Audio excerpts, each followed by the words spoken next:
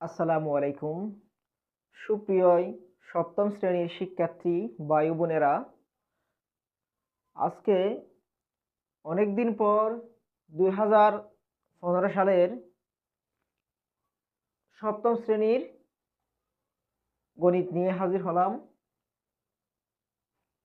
ইতিমধ্যে তোমরা অধিকাংশই গণিত বই হইতে পেয়ে গেছো, তাই আজকে থেকে আমি ধারাবাহিকভাবে শুরু করলাম। আজকে শুরু করব সপ্তম শ্রেণীর অনুশীলনী 1.1। যদিও আমি এখনো কোনো বই হাতে পাই নাই, সেজন্য খাতার সাহায্য নিয়ে করতে হচ্ছে। মৌলিক গুণনীয়কের সাহায্যে বর্গমূল নির্ণয় করা। এক নম্বর আছে অনুশীলনী 1.1-এর 1 নম্বর অঙ্কগুলো হচ্ছে মৌলিক গুণনীয়কের সাহায্যে বর্গমূল নির্ণয় করা। তোমাদের আগে বুঝতে হবে মৌলিক জিনিসটা কি বা মৌলিক সংখ্যা জিনিসটা কি। এটা মনে রাখবা, মৌলিক সংখ্যা হচ্ছে ওই সংখ্যা যে সংখ্যাকে এক এবং শেষ সংখ্যা ছাড়া অন্য কোনো সংখ্যা দিয়ে ভাগ করা যায় না। যেমন আমি যদি লিখি এখানে 2, এটা একটা মৌলিক সংখ্যা। 5 মৌলিক সংখ্যা, 7 মৌলিক সংখ্যা, এরকম 29, 31 এগুলো হচ্ছে মৌলিক সংখ্যা। কেন মৌলিক সংখ্যা? কারণ এই সংখ্যাগুলোকে এক দিয়ে ভাগ করা যাবে এবং এই সংখ্যাগুলো দিয়ে ভাগ করা যাবে। এইগুলো ছাড়া অন্য কোনো সংখ্যা দিয়ে ভাগ করা যায় না। যেমন এখানে দেখো 31কে 31 দিয়ে ভাগ করা যায় এবং 1 দিয়ে ভাগ করা যায়, আর অন্য কোনো সংখ্যা দিয়ে ভাগ করা যায় না। এজন্য 31 একটি মৌলিক সংখ্যা। একইভাবে 29কে 29 দিয়ে ভাগ করা যায় আর 1 দিয়ে ভাগ করা যায়, অন্য কোনো সংখ্যা দিয়ে ভাগ করা যায় না। এরকম যে সকল সংখ্যাকে এক এবং সেই সংখ্যা ছাড়া অন্য কোনো সংখ্যা দিয়ে ভাগ করা যাবে না তাদেরকে আমরা বলবো মৌলিক সংখ্যা। অর্থাৎ মৌলিক সংখ্যাগুলোর গুণনীয়ক কোনগুলো? একটা জিনিস মনে রাখতে হবে, গুণনীয়ক জিনিসটা হচ্ছে কোন একটা সংখ্যাকে যে যে সংখ্যা দিয়ে ভাগ করা যায় ওই সংখ্যাগুলো সংখ্যাটির গুণনীয়ক। যেমন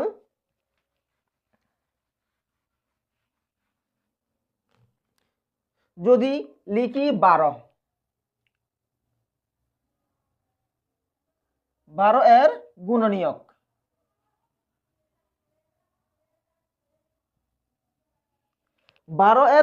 কোনগুলো?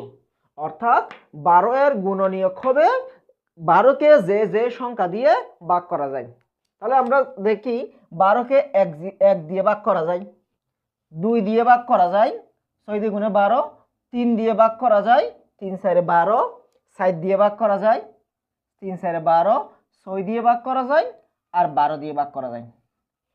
অর্থাৎ 12কে যেহেতু এই সংখ্যাগুলো দিয়ে ভাগ করা যায়, তাহলে এই সংখ্যাগুলো হবে 12 এর গুণনীয়ক। অর্থাৎ গুণনীয়ক মানে হচ্ছে কোনো সংখ্যাকে কোন কোন সংখ্যা দিয়ে ভাগ করা যায়। তাহলে বুঝলাম আমরা গুণনীয়ক কি। এখন মৌলিক সংখ্যার গুণনীয়ক কোনগুলো? মৌলিক সংখ্যার গুণনীয়ক হবে এক এবং শেষ সংখ্যা। অর্থাৎ আমি যদি এখানে লিখি 7 যেহেতু একটা মৌলিক সংখ্যা, তাহলে 7 এর গুণনীয়ক কত? 1 এবং 7।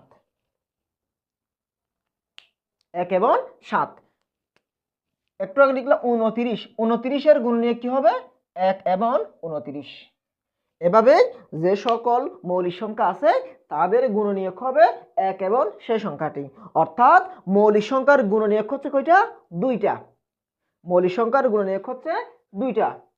যৌগিক হতে হলে কমপক্ষে 3টা গুণনীয়ক থাকতে হবে। অর্থাৎ 1 এবং সেই সংখ্যা ছাড়া আর যে কোনো একটা সংখ্যা দিয়ে যদি ভাগ করা যায় তাহলে সেটা আর মৌলিক সংখ্যা থাকবে না, সেটা হয়ে যাবে যৌগিক সংখ্যা। তাহলে বুঝতে পারছো তোমরা নিশ্চয়ই, যৌগিক সংখ্যা হতে হলে কমপক্ষে 3টা গুণনীয়ক থাকতে হবে আর মৌলিক সংখ্যার গুণনীয়ক থাকবে 2টা।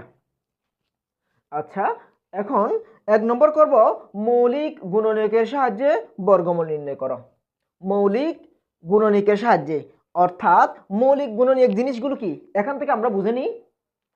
মৌলিক গুণনীয়ক। এই যে 2 2 একটা মৌলিক সংখ্যা, 3 একটা মৌলিক সংখ্যা। এই 12 এর গুণনীয়কে 2 এবং 3 হচ্ছে মৌলিক গুণনীয়ক। অর্থাৎ 12 এর গুণনীয়কের মধ্যে যে যে সংখ্যাগুলো মৌলিক সংখ্যা এগুলো হচ্ছে 12 এর মৌলিক গুণনীয়ক। অর্থাৎ 2 এবং 3 হচ্ছে মৌলিক গুণনীয়ক।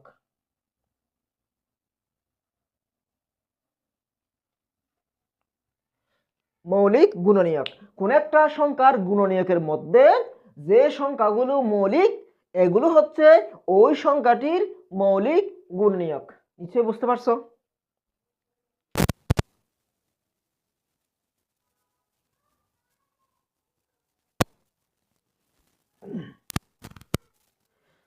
এখন শুরু করবো 1 নং থেকে 1 নং এর ক।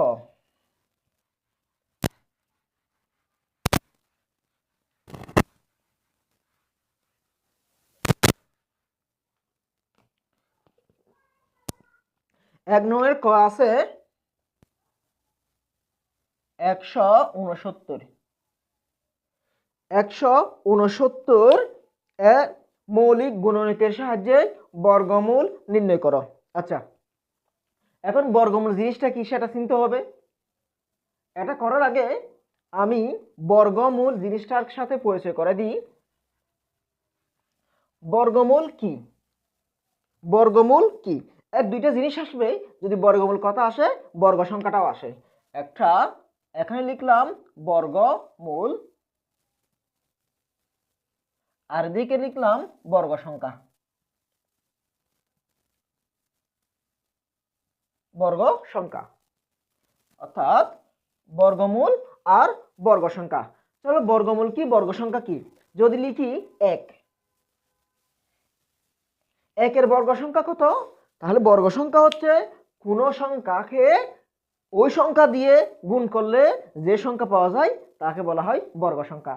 যদি 1 কে 1 দ্বারা গুণ করি, 1 একে 1, তাহলে কি হয়? 1 এর বর্গ সংখ্যা হচ্ছে 1, অর্থাৎ 1 এর বর্গ হচ্ছে 1। 2 কে যদি 2 দিয়ে গুণ করি 4, 3 কে যদি 3 দিয়ে গুণ করি 9, 4 কে যদি 4 দিয়ে গুণ করি 16, 5 কে যদি 5 দিয়ে গুণ করি 25, 6 কে যদি 6 দিয়ে গুণ করি 36, 7 কে 7 দিয়ে গুণ করলে 49। এভাবেই আমরা বর্গ সংখ্যা পেয়ে যাব। তাহলে সংখ্যাগুলো এগুলো কি? বর্গমূল। এখন বর্গ সংখ্যা বা বর্গমূল কাকে বলে? কোন সংখ্যাকে একটু আগে যেটা বললাম, ওই সংখ্যাকে একই সংখ্যা দিয়ে গুণ করলে যেটা পাওয়া যায় সেটা হচ্ছে বর্গ সংখ্যা। অর্থাৎ কোন সংখ্যাকে ওই সংখ্যা দিয়ে গুণ করলে যে সংখ্যা পাওয়া যায় তাকে বলা হয় বর্গ সংখ্যা বা বর্গ। কোন সংখ্যাকে একই সংখ্যা দিয়ে গুণ করলে যে সংখ্যা পাওয়া যায় তাকে বর্গ সংখ্যা বলে। আর বর্গমূল কি? কোন সংখ্যাকে একই সংখ্যা দিয়ে গুণ করলে যে সংখ্যা পাওয়া যায় সংখ্যাটিকে ওই গুণফলের বর্গমূল বলে। অর্থাৎ মনে করো 3 কে যদি 3 দ্বারা গুণ করলে গুণফল পাওয়া যায় 9, 3 কে 3 দ্বারা গুণ করলে গুণফল হচ্ছে 9, 9 হচ্ছে গুণফল অর্থাৎ বর্গ সংখ্যা। আর ওই সংখ্যা কোনটা? 3 হচ্ছে ওই গুণফলের বর্গমূল, অর্থাৎ 9 এর বর্গমূল হচ্ছে 3। কোন সংখ্যাকে একই সংখ্যা দিয়ে গুণ করলে যে গুণফল পাওয়া যায় গুণফলটিকে বর্গ সংখ্যা এবং সংখ্যাটিকে বলে বর্গমূল। অর্থাৎ এভাবে বর্গমূল এ পাশেগুলো বর্গ সংখ্যা, এগুলোকে পূর্ণবর্গ সংখ্যা বলতে পারবা। 1 এর বর্গমূল হচ্ছে কত? 1।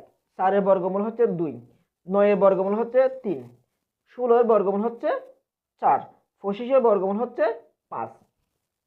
এই বর্গমূলগুলোকে আমরা এই রুট চিহ্ন দিয়ে দিতে পারবো। রুট চিহ্ন দিয়ে দিলে বর্গমূলগুলো লিখতে পারবো।